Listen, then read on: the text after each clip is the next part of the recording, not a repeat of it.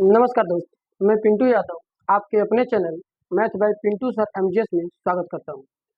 दोस्त, आज की क्लास में हम लोग आव्यूह के प्रकार देखेंगे। क्या देखेंगे दोस्त? आव्यूह के प्रकार, यानी आव्यूह कितने प्रकार के होते हैं, आव्यूह में कौन कौन से काम किस प्रकार से किए जाते हैं, इस बारे में देखेंगे दोस्त। चलिए चलते हम आव्यूह के प्रकार यानी टाइप्स ऑफ मैट्रिक्स के बारे में जानेंगे। दोस्त, आव्यूह के प्रकार जानने से पहले हमें एक बात जाननी होगी। वो सबसे बहुत बड़ी इंपॉर्टेंट चीजें हैं। वो क्या है दोस्त? आव्यूह का विकर्ण। सबसे इंपॉर्टेंट टॉपिक, आव्यूह का विकर्ण। कौन सा दोस्त? आव्यूह का विकर्ण, डायगोनल ऑफ मैट्रिक्स। यानी हमें बहुत बार बार ये परेशान करेगा कि सर आव्यूह के विकर्ण क्या है, आव्यूह के विकर्ण क्या है, कब किसको विकर्ण कहेंगे, कौन मुख्य विकर्ण होता है, कौन और अन्य विकर्ण होता है। तो हमें आव्यूह का विकर्ण पढ़ना है, और इस विकर्ण में कहे तो हमें मुख्य विकर्ण के बारे में पढ़ना है। क्या पढ़ना है दोस्त? मुख्य विकर्ण, यानी सबसे मेन विकर्ण जो है उसके बारे में पढ़ेंगे। तो चलिए चलते हैं, पहले हम एक एग्जाम्पल लिखते हैं आव्यूह, अब उसमें समझते हैं, इसके बाद उसकी परिभाषा लिखेंगे। जैसे हम आव्यूह को लिखने और पढ़ने की बात हम लोग जान चुके हैं। आव्यूह को बड़े कोष्ठक के बीच में लिखा जाता है और उसके अवयवों को अंग्रेजी वर्णमाला के छोटे अक्षर से, जबकि आव्यूह को बड़े अक्षर से देखते हैं। जैसे मैं एक आव्यूह लिखूं और आव्यूह की कोई स्थिति लिखूं, आव्यूह के अवयव की स्थिति क्या होती है? पहले होता है A11, A12, A13। यदि दूसरी पंक्ति शुरू होती है A22, A2, A21, A22, A23। तीसरी पंक्ति अगर शुरू होगी A31, A32 और A33। दोस्त, यही हमारा क्या होता है? आव्यूह लिखने का प्रकार होता है, और यही आव्यूह के अवयव का पोजीशन। यदि हम इसका कोटि बोले तो देखिए, कोटि क्या होती है? पंक्तियों और स्तंभों का क्रॉस। 1 2 3, यानी इसमें पंक्ति कितनी है? 3, क्रॉस 1 2 3, स्तंभ भी कितने हैं? 3। यानी ये आव्यूह जो है 3x3 कोटि का मैट्रिक्स है। ये बात क्लियर है? इसके बारे में हम लोग अगले ही क्लास में जान चुके हैं। चलिए, हमें पढ़ना क्या है? हम पहले जानने जाएंगे आव्यूह का विकर्ण यानी मुख्य विकर्ण क्या होता है, इसके बारे में। तो चलिए, मुख्य विकर्ण, विकर्ण आप जो जानते हैं कि विकर्ण अगर आयत का कहें, वर्ग का कहें, तो किसी भी बंद आकृति के सम्मुख शीर्षों को मिलाने पर, सम्मुख शीर्ष माने सामने वाले से, जैसे यदि मैं आयत बनाऊं, क्या बनाऊं दोस्त? आयत। यदि हम आयत ए बी सी डी कहें, यदि आयत ए बी सी डी बनाए तो ए के सामने क्या होगा? सी, यानी ए को मिलाइए सी से, और बी के सामने होगा डी, या डी के सामने होगा बी, यानी डी को मिलाइए बी से। तो यदि ए सी और बी डी को देखें, ये दोनों सामने सामने पड़े हैं। अब यही जो सामने शीर्ष पड़े हैं, इसी को हम लोग क्या बोलते हैं? विकर्ण। किसकी भाषा में? अब आयत और वर्ग की भाषा में, विकर्ण AC तथा BD। यानी यहाँ पे जो विकर्ण है AC और BD, यानी विकर्ण को नॉर्मल तरीके से देखें तो सर सम्मुख शीर्षों को मिलाने पे जो रेखाएं बनती है, जो रेखा खींची जाती है, वो हमारी विकर्ण कहलाती है। यदि ठीक यही परिभाषा या यही शर्त हम इस पर अप्लाई करें तो क्या सर विकर्ण बनेगा? बिल्कुल बनेगा। जैसे आव्यूह के प्रथम अवयव को, प्रथम पंक्ति के प्रथम अवयव को, जबकि अंतिम पंक्ति के अंतिम अवयव को मिलाने पर अगर कुछ मिलेगा तो सर विकर्ण बनेगा कि नहीं बनेगा? यानी यहाँ देखिए, ये विकर्ण बन रहा है। हाँ सर, विकर्ण बनेगा। और सर क्या बन सकता है? इधर से बनेगा, यानी अंतिम पंक्ति के प्रथम अवयव जबकि प्रथम पंक्ति के अंतिम अवयव, यानी इसको क्रॉस, सामने सामने सामने वाले अवयवों को मिलाए तो यहाँ हमारे पास क्या बन रहे हैं? विकर्ण। यानी दोस्त, आव्यूह के विकर्ण यही होंगे जो हमारे ठीक आयत और वर्ग के जैसे होंगे। तो सेम कॉन्सेप्ट वही पढ़ना है, लेकिन दोस्त इसमें दो प्रकार के विकर्ण होंगे, एक मुख्य विकर्ण होगा और एक सिर्फ विकर्ण होगा। क्या? एक मुख्य विकर्ण और एक विकर्ण। इसमें क्या होगा सर? इसमें दोनों मुख्य विकर्ण, यानी इधर कहीं से भी आप विकर्ण कह सकते हैं, जबकि आव्यूह में आप किसी एक को मुख्य विकर्ण कहेंगे और किसी एक को विकर्ण कहेंगे। तो दोस्त, हम यहाँ पढ़ेंगे क्या? हम यहाँ मुख्य विकर्ण के बारे में जानने वाले हैं, विकर्ण के बारे में नहीं। तो चलिए मुख्य विकर्ण के बारे में समझते हैं। क्या विकर्ण के बारे में तो आप समझ चुके होंगे। मुख्य विकर्ण, मुख्य विकर्ण क्या है ये बात समझिए। आव्यूह के अवयवों को जो मिलाने पर विकर्ण बना है, उन अवयवों में से उन अवयव की स्थिति जिनकी पंक्ति और स्तंभ यानी क्षैतिज रेखा और ऊर्ध्वाधर रेखा में जो बनी, यानी पंक्तियों की संख्या और स्तंभों की संख्या दोनों बराबर होंगी। तो जिन जिन अवयवों में पंक्तियों की संख्या और स्तंभों की संख्या सेम टू सेम यानी बराबर होगी, उन्हीं दो आपस में मिलाने पर जो रेखा खींची जाए या जो ग्राफ बनाया जाए वही हमारा क्या कहलाएगा, मुख्य विकर्ण। तो दोस्त अगर इसमें देखें मुख्य विकर्ण तो क्या होगा सर, A11 पहली पंक्ति पहला स्तंभ, A22 दूसरी पंक्ति दूसरा स्तंभ, A33 तीसरी पंक्ति तीसरा स्तंभ। यानी यदि इसका मुख्य विकर्ण कहा जाए तो मुख्य विकर्ण के अवयव जो होंगे सर A11 A22 और A33 यही हमारे क्या है मुख्य, और इन्हीं से जो विकर्ण बनेगा इसी को हम क्या कहते हैं, मुख्य विकर्ण। इस बात को बहुत गौर से ध्यान देंगे कि अवयव का मुख्य विकर्ण उसे ही कहेंगे जिसमें अवयव के अवयव का पंक्ति और स्तंभ दोनों बराबर होंगे। तो उस अवयव से जो भी रेखा यानी जिन जिन अवयव पे ये बातें फिट होती हैं उन सभी अवयवों को एक साथ मिलाने पर जो रेखा या जो बॉक्स बनेगा वही हमारा अवयव का मुख्य विकर्ण कहलाएगा। जबकि विकर्ण इसके दोनों हो सकते हैं, लेकिन दोस्त यहाँ अवयव के विकर्ण के बारे में हमें नहीं पढ़ना है, अवयव का मुख्य विकर्ण पढ़ना है। नॉर्मल सामान्य बोलचाल की भाषा में आपको विकर्ण कह सकता है, लेकिन विकर्ण का सेंस यहाँ पे आपको मुख्य विकर्ण से देखना है। विकर्ण के सेंस जैसा आयत और वर्ग में देखे तो उस सेंस से नहीं देखना है। तो याद रख, उम्मीद है दोस्त कि आपको ये बात समझ आई होगी क्या, कि अवयव के उन अवयवों का संयोजन या समूह से बना विकर्ण जिनमें उनकी पंक्ति और स्तंभ दोनों एकदम इक्वल हो, तो वे अवयव के समूह से जो भी विकर्ण बनकर तैयार होंगे उसे हम मुख्य विकर्ण कहते हैं। बात क्लियर है? अब इसी बात को हम परिभाषा में लिखते हैं। क्या लिखेंगे दोस्त, इधर लिख देते हैं, एग्जाम्पल के लिए क्लियर है। अवयव के उन अवयवों का विकर्ण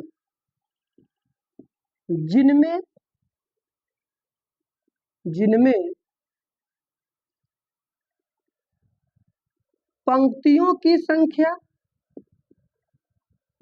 तथा स्तंभों की संख्या क्या हो, बराबर हो, दोनों बराबर हो। क्या हो दोस्त, पंक्तियों की संख्या तथा स्तंभों की संख्या यदि दोनों उस अवयव की स्थिति में बराबर हैं तो वे अवयव के समूह से जो भी विकर्ण बनेगा उसे हम मुख्य विकर्ण कहते हैं।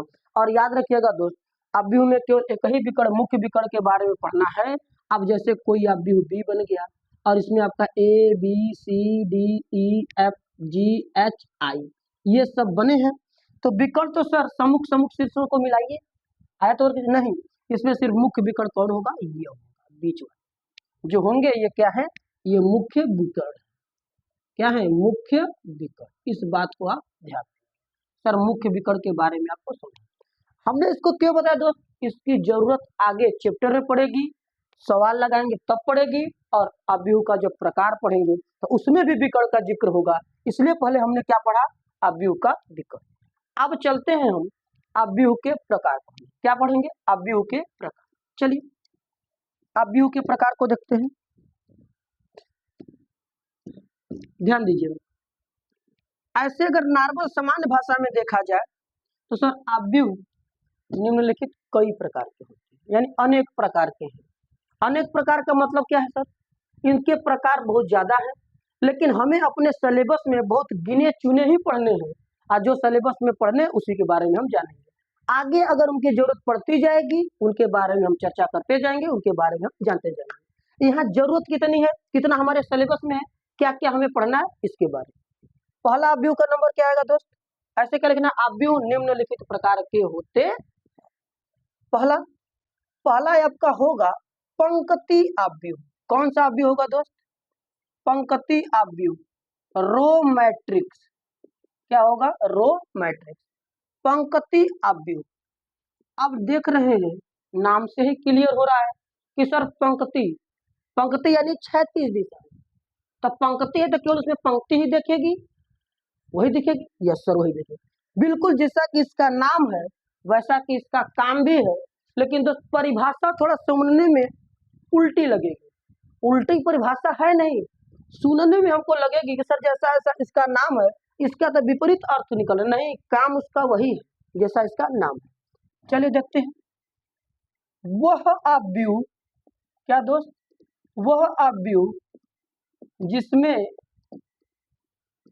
पंक्तियों की संख्या, किसकी संख्या, पंक्तियों की संख्या एक हो, एक यानी ओनली वन हो, वह अव्यूह जिसमें पंक्तियों की संख्या एक हो उसे क्या कहते हैं, पंक्ति अव्यूह कहते हैं। ये बात को ध्यान दीजिए, उसे पंक्ति अव्यूह कहते, एकदम बिल्कुल। अब बताइए कहेंगे सही पंक्ति अव्यूह तो पंक्ति की बात होनी चाहिए, पंक्ति की बात है, लेकिन क्वेश्चन का अर्थ जब देखेंगे तब। अब ये नहीं कि एक हो, एक का मतलब हो कि एक ही लाइन में हो। जैसे एग्जांपल के लिए देखते हैं, आपका मान एग्जांपल में हम देखें तो सर 1 2 3 4 5 6 7 कुछ भी हो सकते हैं। ये बड़े कोष्टक के बीच में लिख देगा तो अव्यूह है कि नहीं है। पंक्ति देखिए सर, इसको पंक्ति में लगाए तो सर पंक्ति देखिए एक ही लाइन में सब कट जाएंगे, एक ही लाइन में क्या हो जाएंगे, तो पंक्ति के जैसा बताए फैला हुआ है कि नहीं है। पंक्ति माने पंक्ति में मान होना चाहिए, यदि पंक्ति में मान है तो सर एक ही पंक्ति रहेगी तब तो होगा। स्तंभ गिनिए तो 1 2 3 4 5 6 7, यानी स्तंभ तो ज्यादा है लेकिन पंक्ति कम है। तो ये भी आप नॉर्मल भाषा में कह सकते हैं कि जिसमें पंक्ति की संख्या कम और स्तंभ की संख्या ज्यादा, यानी पंक्ति की संख्या कम हो तो एक्चुअल जो सटीक परिभाषा है उसमें पंक्तियों की संख्या एक ही हो। इसको दूसरी भाषा में अपने कह सकते हैं कि पंक्ति की संख्या कम और अब स्तंभ की संख्या ज्यादा। तो दोस्त आपको ये समझ में आया कि सर पंक्ति के जैसा देखिए दिखने में लग रहा है कि नहीं लग रहा है, बिल्कुल लग रहा है। तो जब ये पंक्ति के जैसा फैला हुआ है, पंक्ति में ही गया है, तो पंक्ति अव्यूह हो जाएगी, कोई दिक्कत। इसका आगे कोटि लिखे तो पंक्ति सर जी है 1 और स्तंभ है हमारे पास 7 यानी 1 × 7। कोटि को कहाँ लिखा जाता है दोस्त, अव्यूह के बड़े कोष्टक जो बनाए हैं उसके सबसे नीचे दाहिने साइड कोटि लिखने लगते। अब इसी पर यदि हम देखें पंक्ति अव्यूह पहला हो गया, दूसरा क्या है सर, स्तंभ अव्यूह।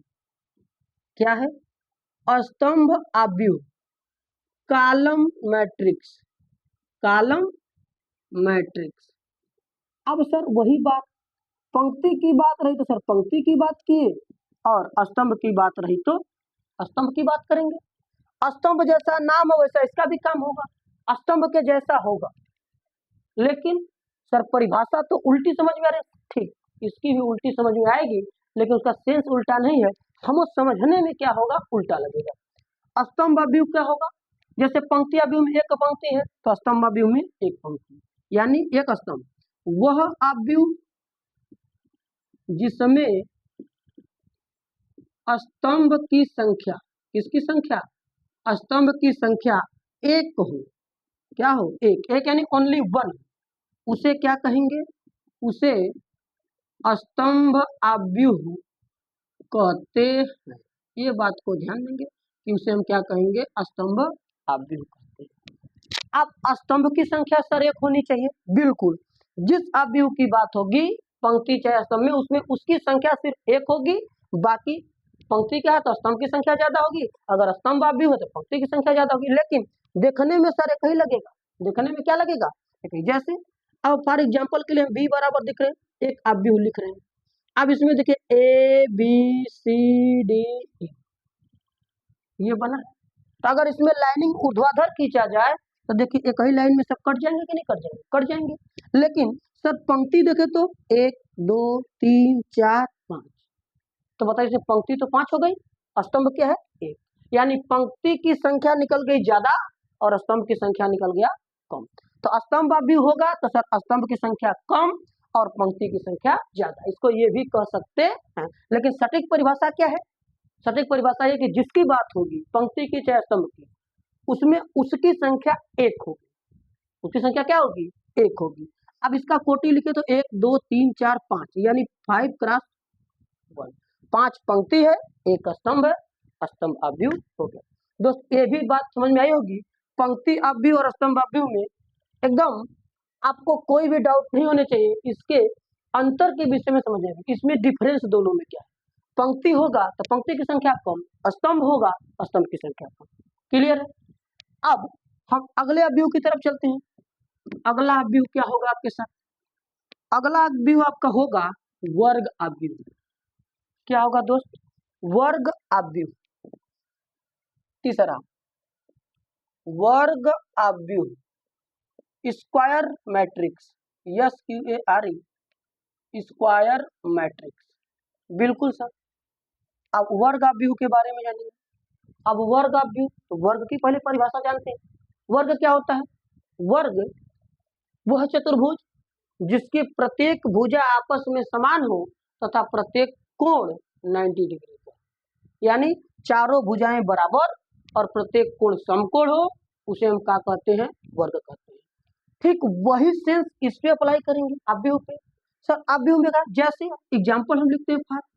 अब बताइए अवयव को बनाना है तो हम वर्ग जो रखे हैं, तो वर्ग बनाने के लिए भुजाओं की जरूरत पड़ती है।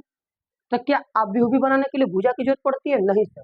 अवयव बनाने के लिए अवयव की जरूरत पड़ती है और उस अवयव को व्यवस्था बनाने के लिए पंक्ति और स्तंभ की जरूरत पड़ती है। ये बात क्लियर है। तो सर अवयवों से तो मिलकर बनता है, लेकिन उसको एडजस्ट कैसे करेंगे, व्यवस्थित कैसे करेंगे? पंक्ति और स्तंभ में।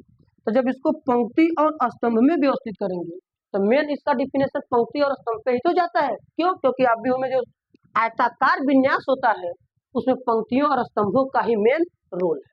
तो यानी पंक्ति और स्तंभ, कहे तो पंक्ति क्षैतिज रेखा, स्तंभ ऊर्ध्वाधर रेखा। यानी अवयव को यदि वर्ग और आयत की भाषा में देखें तो लंबाई और चौड़ाई जो है, लंबाई हमारी पंक्ति है और चौड़ाई हमारा स्तंभ है।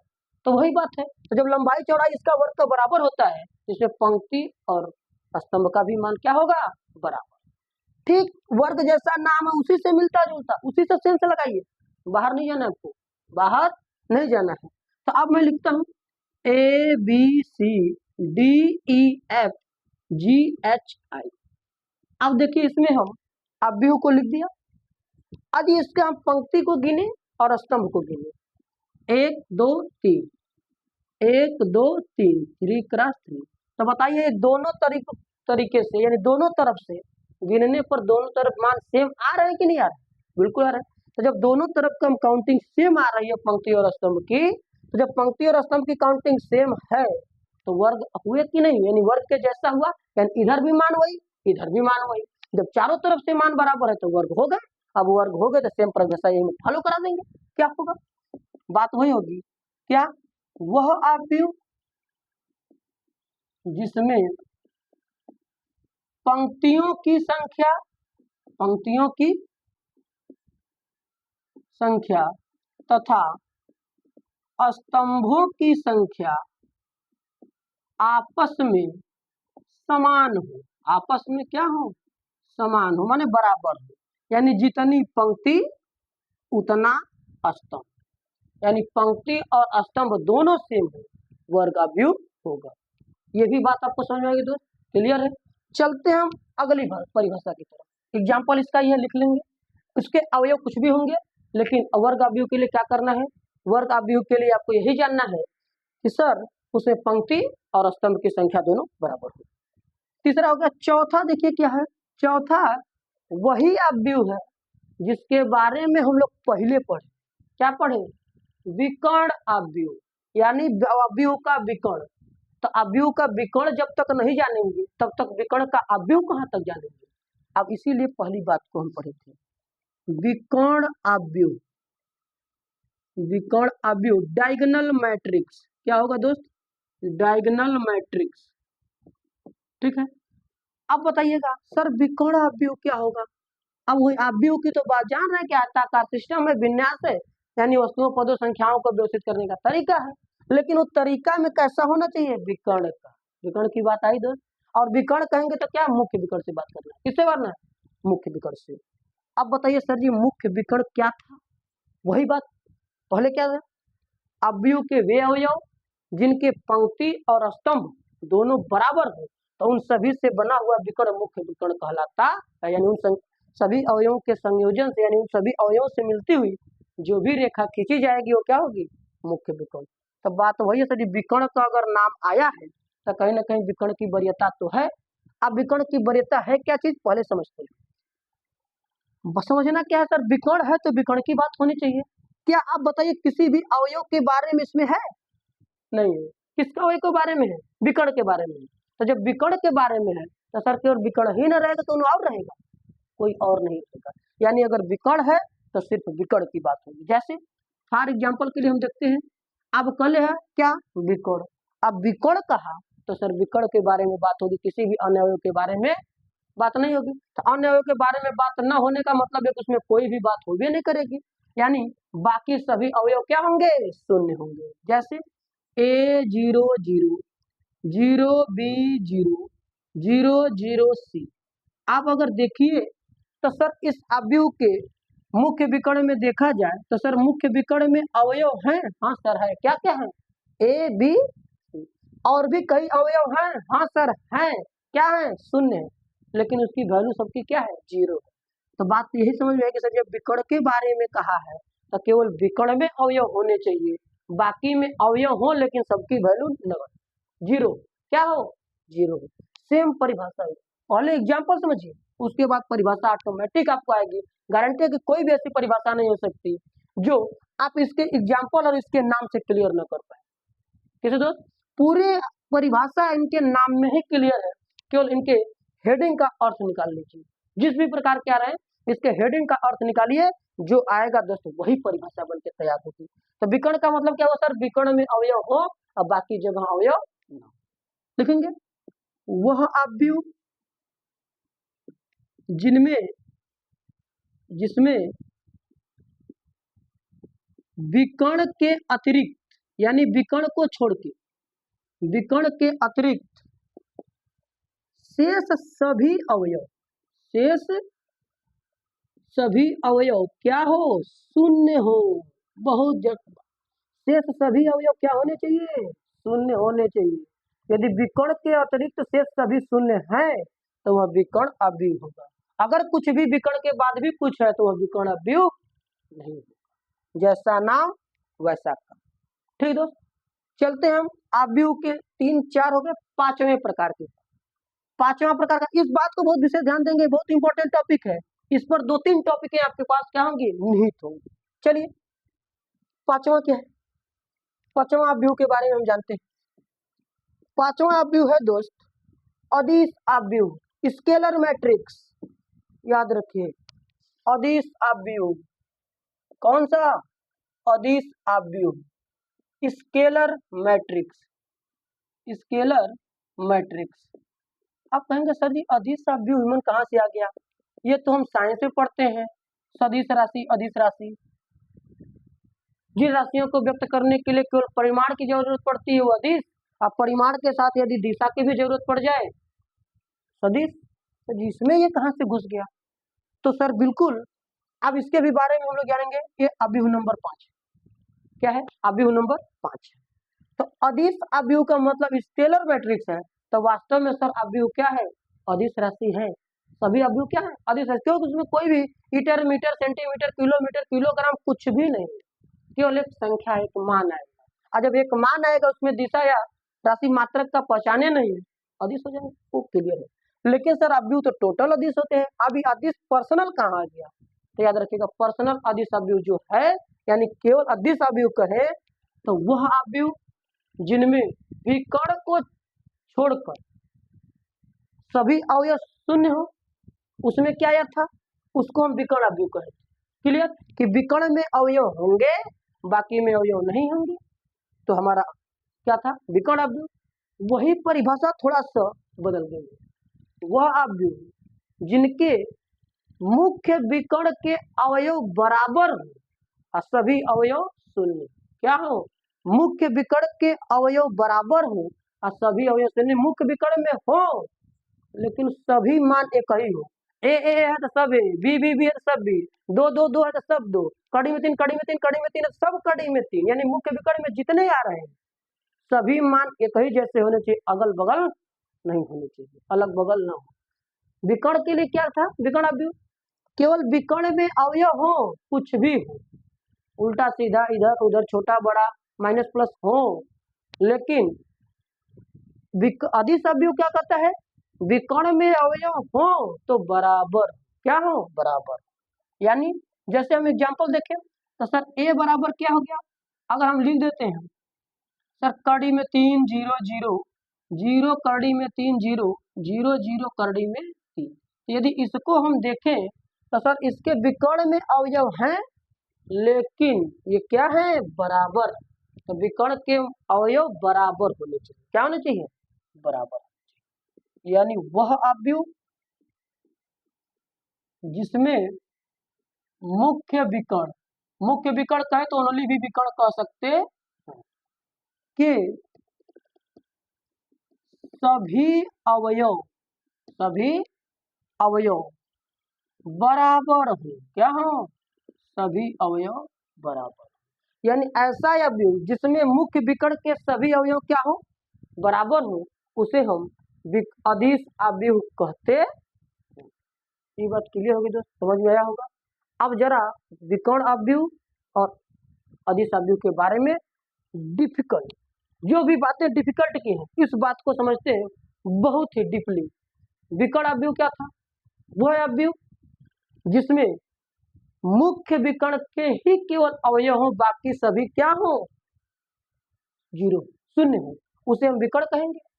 अधिस में क्या था, मुख्य विकर्ण में अगर अवयव हो लेकिन क्या हो, सब बराबर, क्या हो, सब बराबर हो, तथा शेष अवयव शून्य हो। ये भी बात ध्यान देना ही नहीं कि बस उसी को देखो, शेष अवयव क्या हो, शून्य हो, शेष सभी शून्य हो और मुख्य विकर्ण के सभी बराबर है तो अधिस अवयव कहलाता है।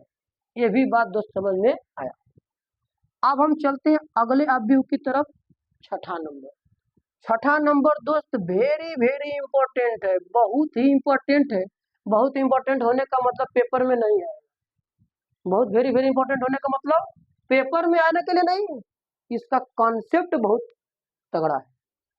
ये मत रहे कि कहीं भी इंपॉर्टेंट कोई भी टीचर लिख रहा है वेरी इंपॉर्टेंट लिख रहा है, पेपर में आएंगे, आ भी सकते हैं नहीं भी। वो इंपॉर्टेंट लिखने का सेंस क्या है, उस क्वेश्चन का, उस पैटर्न का बहुत लॉजिक तर्क, बहुत ही सॉलिड तर्क उसमें है, उसमें कंटेंट है, उसके कंटेंट में मजबूती, ठीक है। आप ध्यान दीजिए दोस्तों, ये है क्या, मात्रक या इकाई अवयव। कौन सा अवयव, मात्रक या इकाई अवयव। यानी इसको बोले तो सर यूनिट मैट्रिक्स यानी मात्रक या इकाई अवयव। इसका इंपॉर्टेंट लिखने का मतलब यही है कि यह सबसे ज्यादा पूरे अवयव में यूज होगा, क्या होगा, पूरे अवयव में सबसे ज्यादा यूज होगा। अब इसी की बात ध्यान देना है। सर मात्रक या इकाई अवयव, या दोस्त एक नाम इसका और है, ध्यान दीजिएगा, तत्समक अवयव का, तत्समक अवयव क्या है दोस्त, तत्समक अवयव। बात समझना बहुत, मात्रक या इकाई अवयव या इसी को तत्समक अवयव कहते हैं। इसका अंग्रेजी क्या होता है तत्समक का, identity matrix, IDENTITY, identity matrix भी कह सकते हैं, तत्समक, ठीक है, या इकाई अवयव, क्लियर। तत्समक या इकाई या मात्रक, तो ध्यान दीजिए तत्समक या इकाई, सर मात्रक का मतलब एक मात्रक, इकाई का मतलब एक, तत्समक का मतलब यूनिट, जैसा इसका नाम वैसा इसका का। अब दोस्त ध्यान दीजिएगा, मात्रक या इकाई अवयव, सर जी इकाई अवयव मतलब ऐसा अवयव जेकर एक मान हो, इकाई का मतलब क्या, वैल्यू एक हो, तो ऐसा अवयव जिसकी वैल्यू एक हो। तो आप सर जी वैल्यू तो अभी तो निकाले नहीं, अब वैल्यू निकलेगी कैसे, वो आगे की बात है। इकाई का कंसेप्ट हम अवयव को बनाते हैं, इकाई अवयव का मतलब वह अवयव जिसके विकर्ण के अवयव एक हो, क्या हो, विकर्ण के अवयव एक हो। जैसे यानी लिखेंगे वह अवयव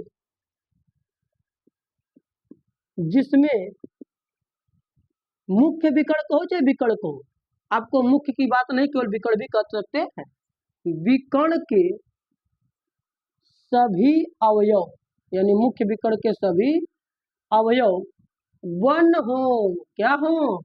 वन हो। अब बताइए वह अवयव जिसमें मुख्य विकर्ण के सभी अवयव वन हो। अब विकर्ण की जहां भी बात आएगी सभी तो विकर्ण में ही अवयव होने चाहिए, बाकी अवयव नहीं होने चाहिए। तो इस बात को ध्यान दीजिएगा। और उसमें बाकी अवयव के बारे में न कहा जा रहा है, विकर्ण का केवल परिभाषा में बात आई तो बाकी को शून्य होना पड़ेगा। हो तथा शेष अवयव क्या हो? तथा शेष अवयव शून्य। शेष अवयव शून्य। बहुत ही दमदार कंटेंट। यानी वह अवयव जिसके मुख्य विकर्ण के सभी अवयव वन हो उसे हम विकर्ण अवयव का मात्रक अवयव या इकाई अवयव या तत्समक अवयव कहते हैं। आप ध्यान दीजिए, जैसे एग्जांपल के लिए हम देखते हैं। फॉर एग्जांपल आप ध्यान दीजिए, विकर्ण अवयव का मतलब क्या हुआ? सर विकर्ण में अवयव होंगे, बाकी में अवयव नहीं होंगे, लेकिन कहता है सर कुछ भी होंगे वन होंगे। कुछ भी होंगे क्या होंगे? वन होंगे। यानी देख रहे हैं इसमें मुख्य विकर्ण के अवयव क्या है? मुख्य विकर्ण के सभी अवयव वन है। यदि मुख्य विकर्ण के सभी अवयव आपका वन है तो सर हमारा ये इकाई अवयव तत्समक अवयव है। अन्यथा अगर वन को हट के कुछ भी हुआ तो याद रखिएगा वो तत्समक अवयव नहीं है। और दोस्त तत्समक अवयव को अंग्रेजी वर्णमाला के बड़े अक्षर आई से डिनोट करते हैं। किससे डिनोट करते हैं? आई से डिनोट करते हैं। इसके बारे में लिख लेंगे, इसे आई से निरूपित करते हैं। क्या करते हैं? आई से निरूपित करते हैं। आई दोस्त कहें तो नॉर्मल समझने के लिए आई सर वन के जैसा होता है या रोमन अंक में वन कहलाता है। तो सर वन वन वन जब विकर्ण में है इसको आई से लिखा जाएगा। अब ये वन वन वन बस खाली समझने के लिए बताया जा रहा है। यानी इसका नाम है आइडेंटिटी। क्या है? आइडेंटिटी। इसलिए इसका सिंबल क्या बन जाता है? आई। दोस्त तत्समक अवयव भी आपको समझ में आया होगा। क्या विकर्ण अवयव क्या था? केवल विकर्ण में अवयव होंगे बाकी खत्म। अदिश अवयव क्या था? विकर्ण के अवयव बराबर होंगे बाकी खत्म, यानी शून्य होंगे। इकाई अवयव क्या होगा? विकर्ण के अवयव सभी एक होंगे बाकी सभी अवयव शून्य होंगे। अब यदि इन सभी तीनों अवयवों को अगर बात हम करें तो दोस्त इन तीनों अवयवों में दो तो नोट पॉइंट निकल के आती है। क्या नोट पॉइंट याद रखेंगे? नोट करेंगे आप क्या? Note point. Note number 1, note number 2 क्या है दोस्त? समझिएगा नोट नंबर 1 और नोट नंबर 2 के बारे में। Sir note number 1, sir note number 1 क्या लिखाएंगे? नोट नंबर 1 वही लिखाएंगे जो विकर्ण अवयव और अदिश अवयव में संबंध। क्या विकर्ण अवयव कहता है केवल विकर्ण में अवयव होंगे बाकी को जाएगा भाड़ में, यानी बाकी शून्य होंगे। अब वही बात अदिश को थोड़ा देखिए। अदिश क्या कहे? विकर्ण में अवयव हैं बराबर है बाकी शेष नहीं होने चाहिए। तो आप बताइए अदिश कह रहा है कि विकर्ण में अवयव बराबर हो। अब विकर्ण कहता है कि नहीं केवल विकर्ण में हमको दो, कुछ भी दो, बाकी से मतलब नहीं। यानी विकर्ण में अवयव देने से चाहे जैसा भी दो। तो सर विकर्ण में अगर आप अवयव दे रहे हो चाहे बराबर दीजिए चाहे कुछ हो, विकर्ण अवयव हुआ कि नहीं हुआ? यानी जो अदिश अवयव था बराबर वाला अवयव, उस अवयव को हम विकर्ण अवयव भी कह सकते। यानी एक अदिश अवयव को विकर्ण अवयव भी कहा जाता है। बहुत बड़ी बात।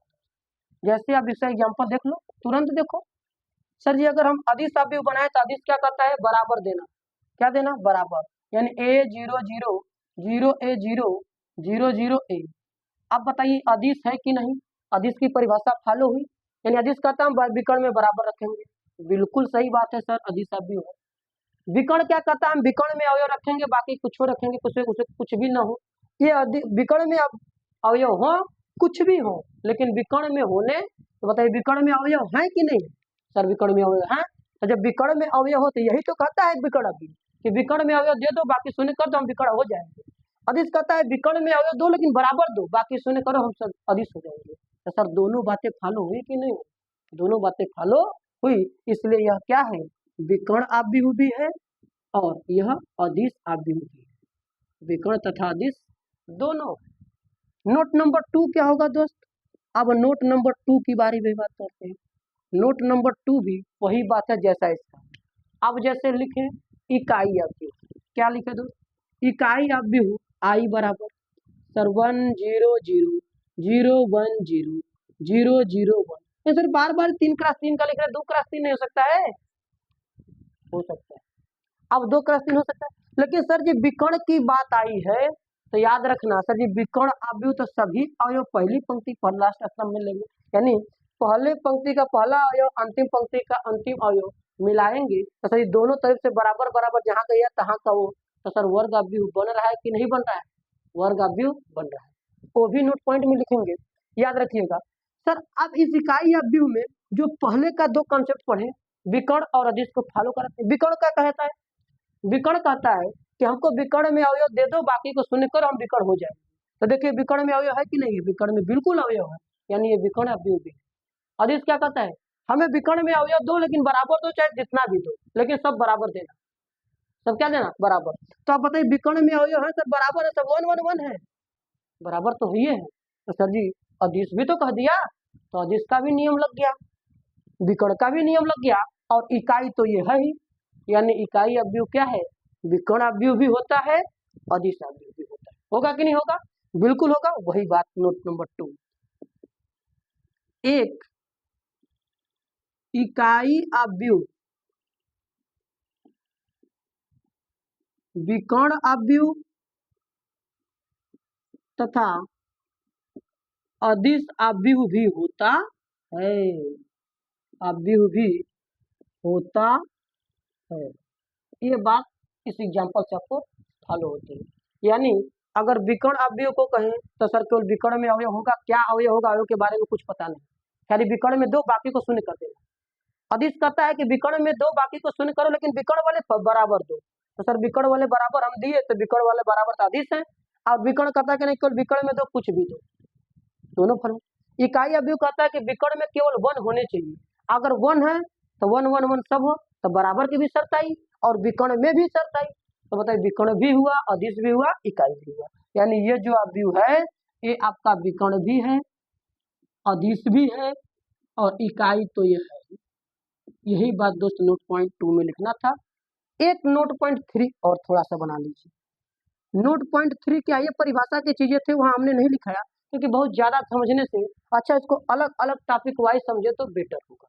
ये कई बार बहुत ज्यादा लिखने से कोई फायदा नहीं, समझ में नहीं। अब देख रहे हैं सर जी हमने इकाई अवयव बनाया, विकर्ण अवयव बनाया, तो सर जी हम विकर्ण बना रहे थे तो विकर्ण इस कोने से उस कोने तक मिलाए, तो याद रखना जो हमारा विकर्ण अवयव, अदिश अवयव और वर्ग इकाई अवयव ये हमारा वर्ग अवयव होते हैं। क्या होते हैं? वर्ग अवयव। यानी इकाई अवयव सदैव वर्ग अवयव होता है। यानी सोचो कि इकाई अवयव तुम्हारा आयताकार अवयव में हो जाए तो कभी नहीं होगा।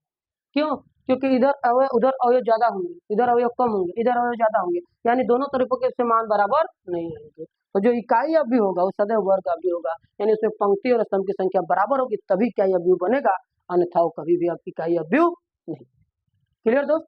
चलते हैं हम अगले प्रकार की तरफ। 6 प्रकार पढ़ चुके, 7वां प्रकार क्या है दोस्त? 7वां प्रकार आपका शून्य अवयव। कौन सा अवयव है? शून्य अवयव, जीरो मैट्रिक्स। और यही आपका लास्ट अवयव है, शून्य अवयव, जीरो मैट्रिक्स।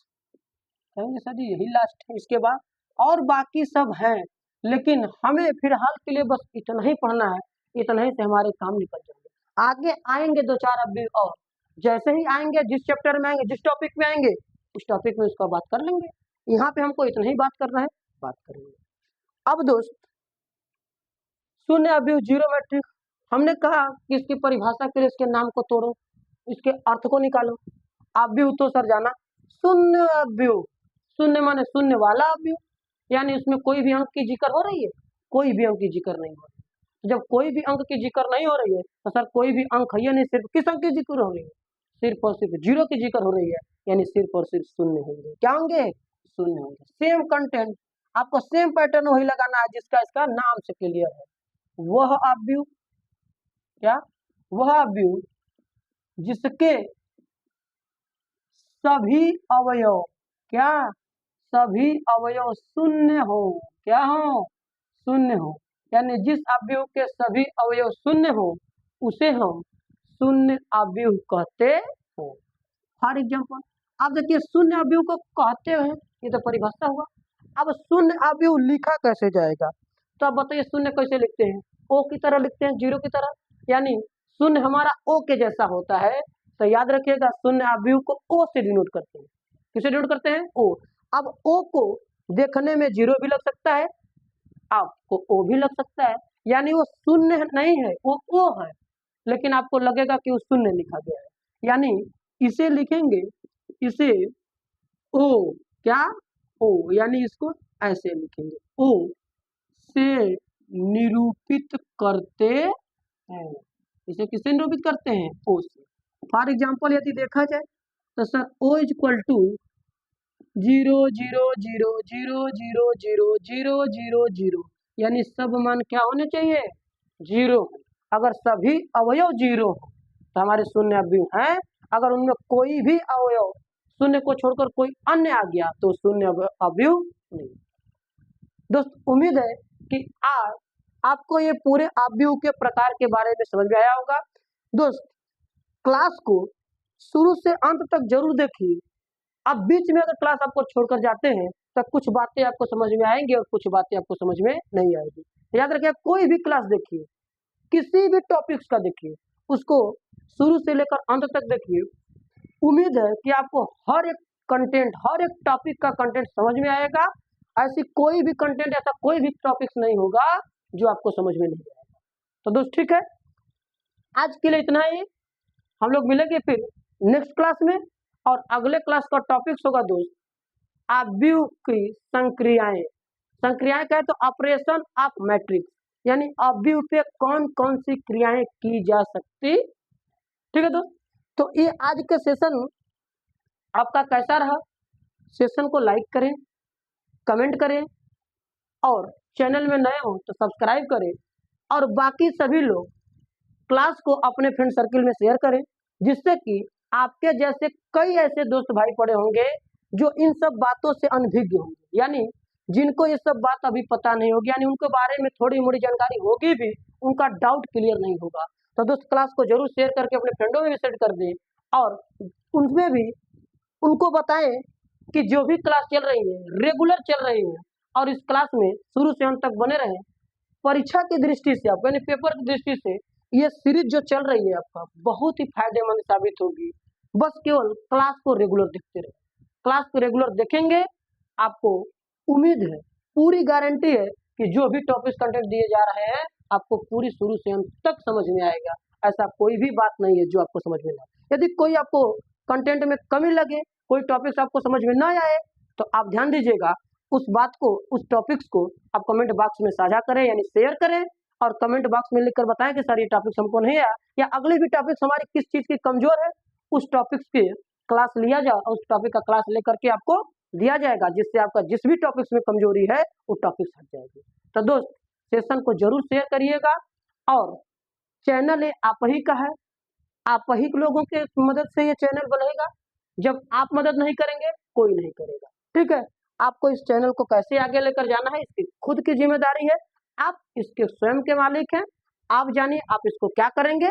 बस यही है कि ये क्लास आपको रेगुलर आगे बढ़ती रहे, और चैनल भी धीरे धीरे आपकी ओर अग्रसित होते रहे, और सभी भाइयों यानी जो जो छूटे हुए हैं, जिनको क्लास नहीं मिल पा रही है, जिनके तक क्लास नहीं पहुंच पा रहे, उनके भी पास पहुंचाने का काम करेंगे। ठीक है दोस्त, फिर हम लोग मिलेंगे अगले क्लास में अवयव की संक्रिया। तो अगले क्लास के लिए भी आप तैयार रहें, और क्लास को शुरू से अंत तक लास्ट तक जरूर देखें। ठीक है, चलते हैं, फिर मिलेंगे अगले क्लास में। धन्यवाद।